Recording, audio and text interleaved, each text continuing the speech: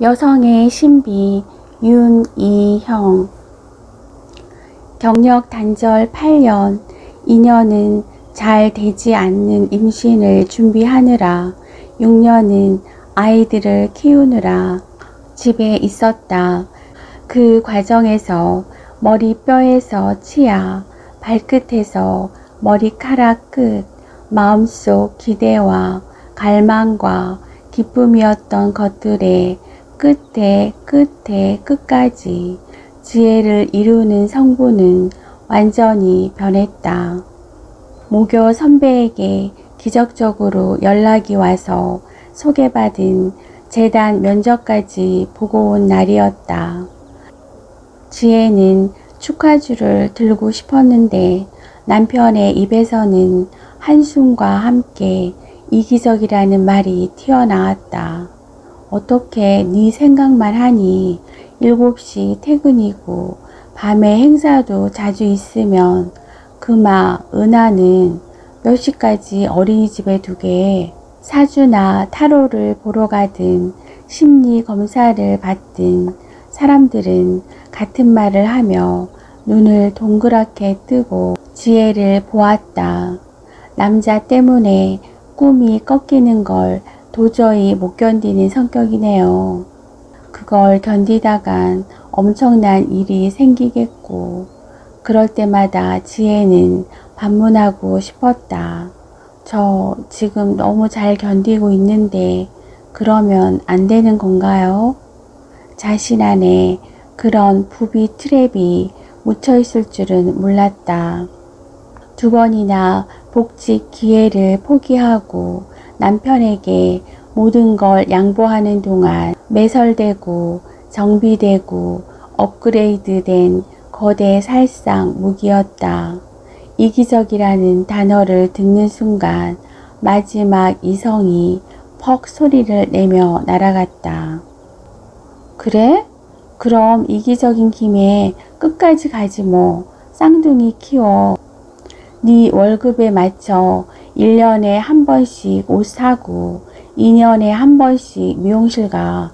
우리 엄마한테 돈 빌려 집 알아보고 이사 다녀. 8년간 나 혼자 다 했어.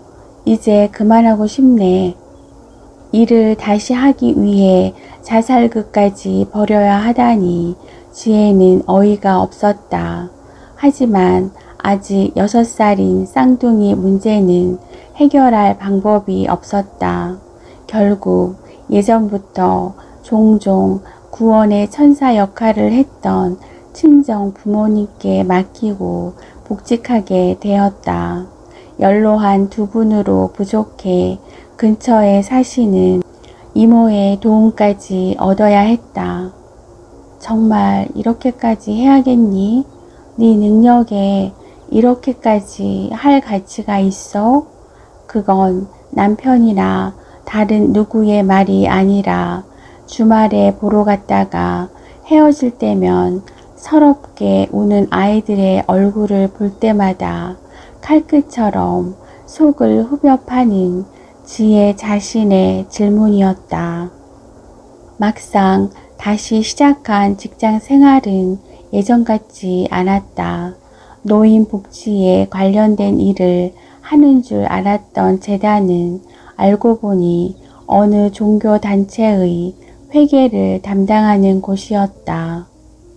매일 엄청난 액수의 돈이 나이 많은 부자들의 주머니에서 나와 신의 살아있는 후계자라는 교주의 동상과 기념관을 짓는 데 들어갔다.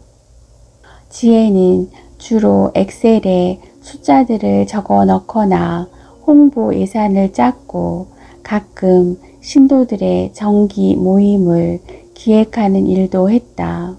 페이는 나쁘지 않았으나 기쁨은 없었고 가끔 너무 화가 났다. 저 돈이면 수백 명 한 달치 밥값은 될 텐데 저걸 저런 데 쓴다고? 진한 갈색으로 윤기가 도는 밤 하나를 집어들고 지혜는 조심스럽게 껍질을 벗기기 시작했지만 여전히 손이 떨렸다. 뭘 해야 할지 모르겠으면 난 손을 써서 무언가를 만들어. 잡념이 없어지고 부정적인 생각이 날아가거든. 슬기는 늘 그렇게 말했다. 베란다 텃밭에서 상추와 당근과 허브를 길러 샐러드를 만들고 멋진 장식이 되어 있는 재봉틀로 큼지막한 티셔츠와 벙벙한 바지를 손수 만들어 딸에게 입혔다. 봄에는 어디선가 따온 꽃잎으로 진달래 화전을, 가을에는 전어 무침을 해서 친구들을 초대해 나눠 먹었다. 친구가 정성을 담아 만든 음식은 귀하고 고마웠지만 지혜는 그것들을 받을 때마다 예전에 읽은 어느 책의 내용이 떠올랐다. 만연한 데다 개선의 기미가 없는 불평등 때문에 사회생활에서 만족을 느끼지 못하고 환경 호르몬의 증가 등으로 공장에서 만들어진 제품에 불신과 회의를 품게 된 여성들이 어차피 임금도 낮고 성취감도 주지 못하는 직장을 그만두고 집으로 돌아가 모든 것을 손수 만들어 쓰고 먹는 것으로 자부심을 느끼며 주부의 역할을 자처하게 된 2000년대 초반의 경향을 분석한 책이었다. 슬기는 대학 친구였다. 지혜와 슬기, 슬기와 지혜. 어떻게 같은 과에 이름까지 뜻이 같은 둘이 단짝이 되기까지 해? 사람들은 그렇게 놀라며 부러워했다. 둘은 졸업한 후 각자 다른 회사에 들어가며 연락이 끊겼다가 30대 후반이 되어 드넓은 SNS 바다 한 귀퉁이에서 다시 만났다. 마음이 통하는 사랑스러운 분신, 지혜가 잘 됐을 때 축하해주고 못난 짓을 했을 때 꾸짖어주는 유일한 친구, 어떤 험한 일을 당해도 코를 훌쩍이며 전화해 숨김없이 털어놓을 수 있는 한밤의 핫라인 담당자였던 슬기는 이제 셰프이자 수공업 장인처럼 보였다. 그리고 지혜는 다시 만난 절친이자 열등감 가득한 관객이 되었다. 아이가 어느 정도 커서일까 슬기의 얼굴과 말투에는 여유가 묻어났다. 지혜는 슬기의 자부심이 슬기가 만들어 찍어 올리는 사진 속 털장갑과 로스트 치킨에서 새록새록 묻어나는 생기가 고통이라고는 묻어있지 않은 순도 100%의 즐거움이 부러웠다. 물론 고통이 없었을 리가 있겠는가. 중학생이 된 딸 희주가 예민한 성격 때문에 어려서부터 제법 힘든 스타일이었다고도 했다. 그러나 결국 자신의 역할을 긍정하고 잘 할 수 있는 일에 집중함으로써 건실하게 하루하루를 꾸며가는 생활인이 된 것처럼 보이는 슬기와는 달리 지혜의 내면은 불만과 자괴감으로 터질 것 같았다. 왜 나는 이것도 저것도 잘해내지 못할까?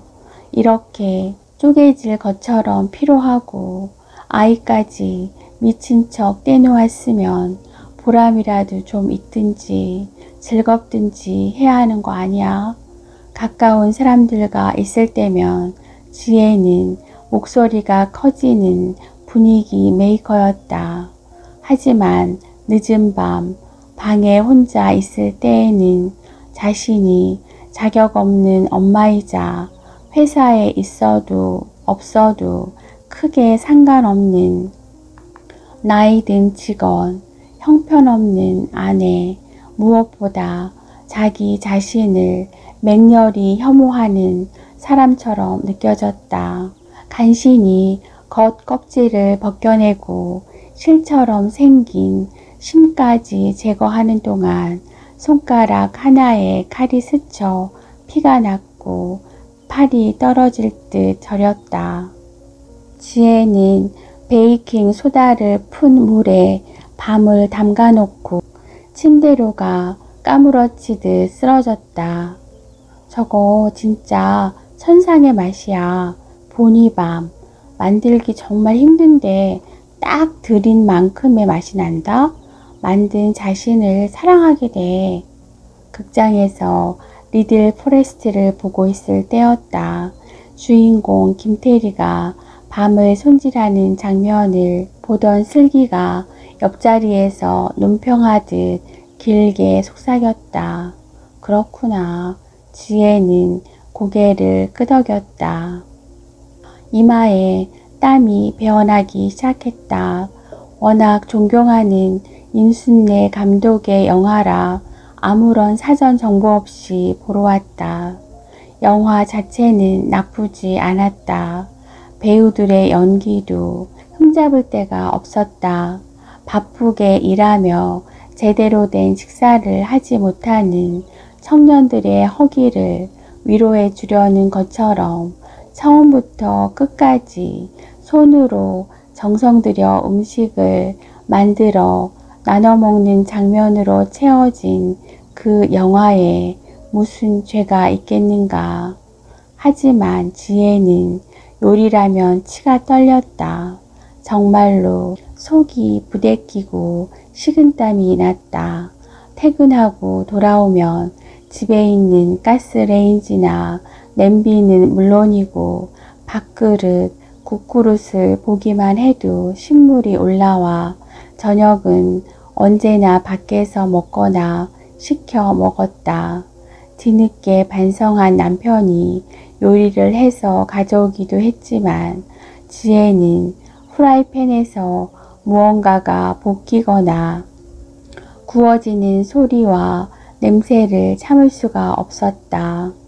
한때는 지혜 역시 알고 있던 손으로 싱싱한 식재료를 만질 때의 건강한 감각, 쓸모있는 무언가를 만들어낸다는 느낌, 함께 나눠 먹는 음식의 정겨움과 따스함 같은 것들이 내면의 부비 트랩이 폭발할 때 흔적 없이 날아가 버렸다.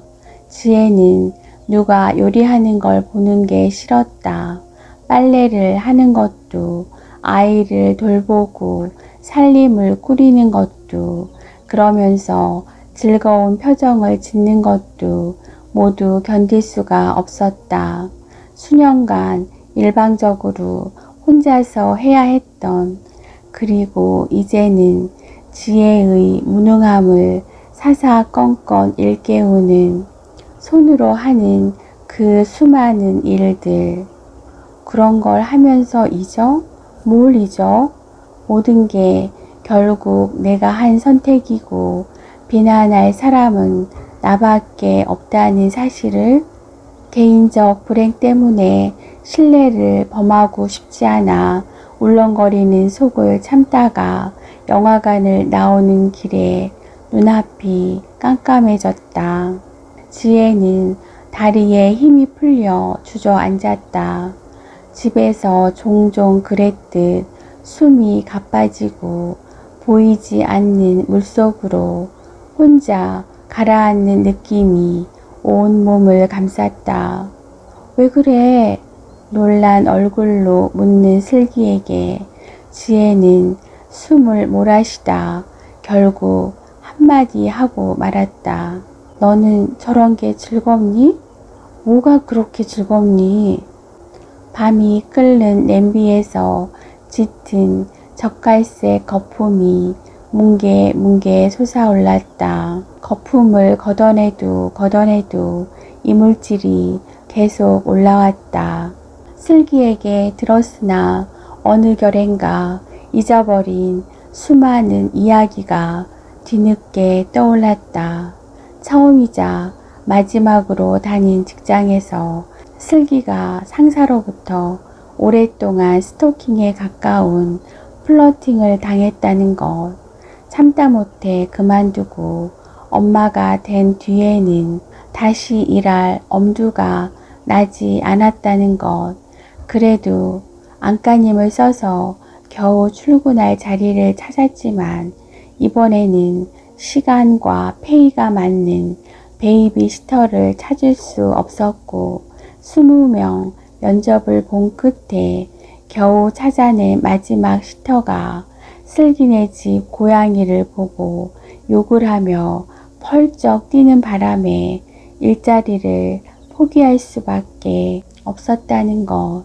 딸이 정서불안 증세를 보이며 몇 번인가 등교를 거부해 속을 태웠다는 것. 마음이란 얼마나 허약한지 한 몸으로 여러 개의 역할을 하며 살아내야 하는 처지도 같고 능력만큼 대접받지 못하는 것도 언제나 시간이 부족해 발을 구르는 것도 똑같은데 너의 과거가 내 현재이고 내 현재가 다시 너의 미래가 될 수도 있으며 그런 서로에게 굳은 의리를 느끼는 것도 사실인데 그런데 끝없이 서로의 현재를 비교하고 다른 점을 찾아내려 한다.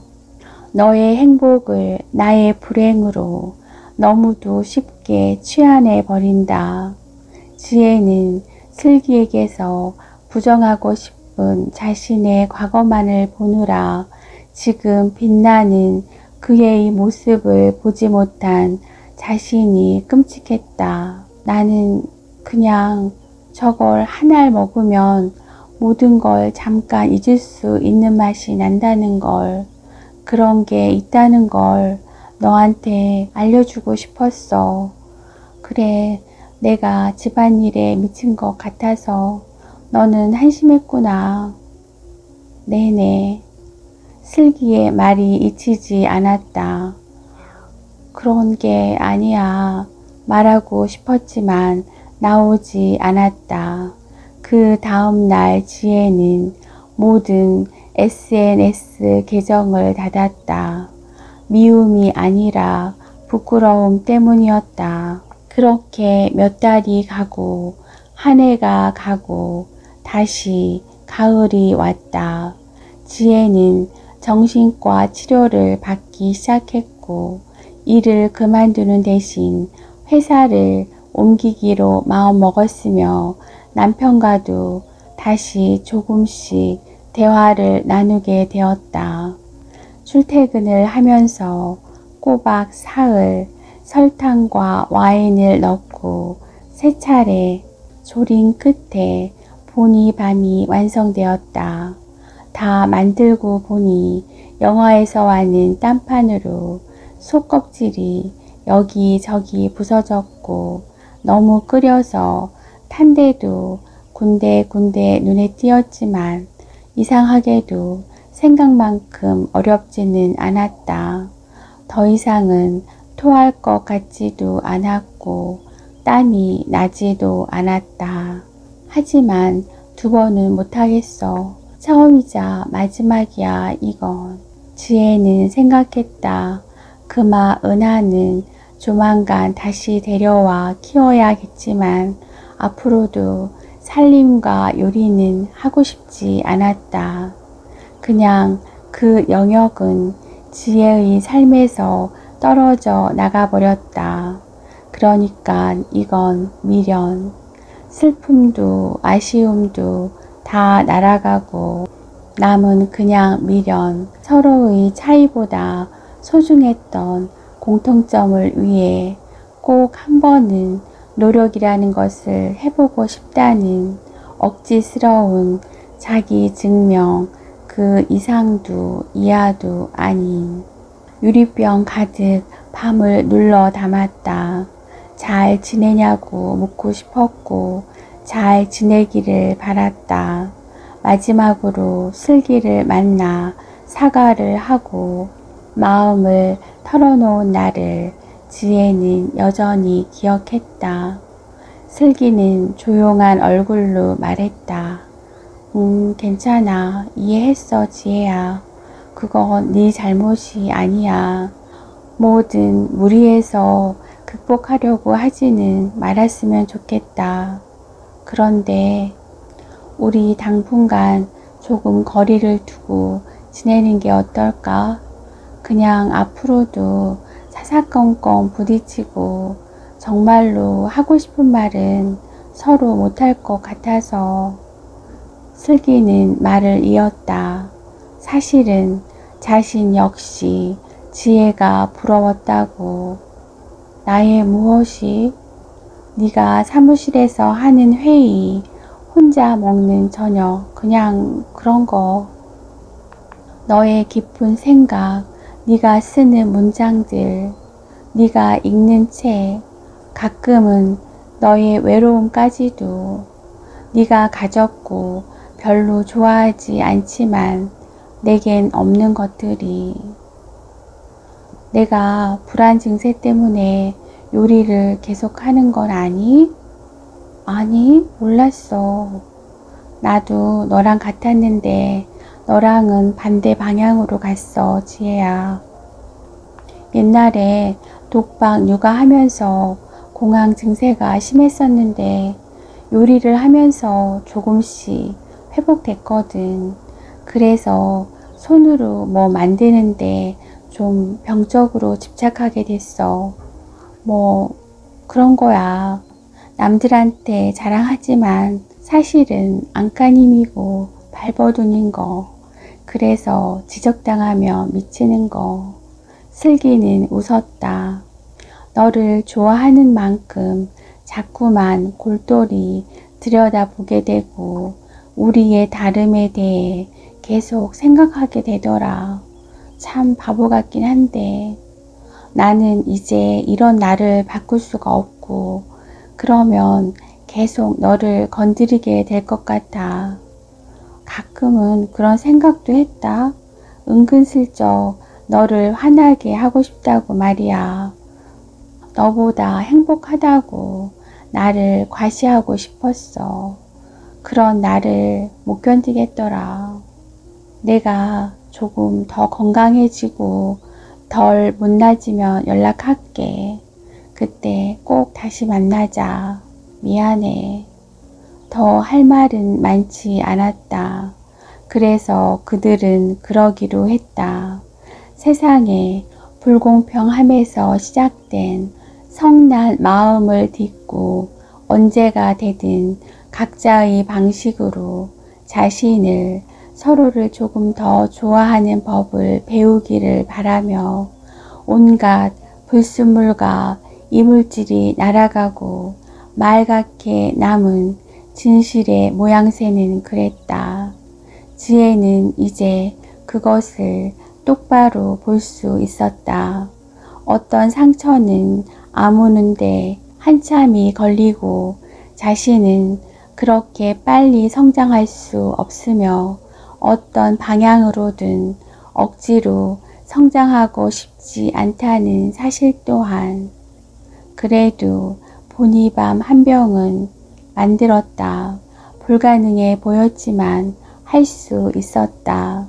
달콤한 향이 나는 국물을 병에 따르면서 지혜는 조금 웃었다. 슬픔도 기쁨도 아닌 그저 그리운 감정에 사로잡힌 채 바보. 그냥 한번 꽉 안아줄 걸 그랬지.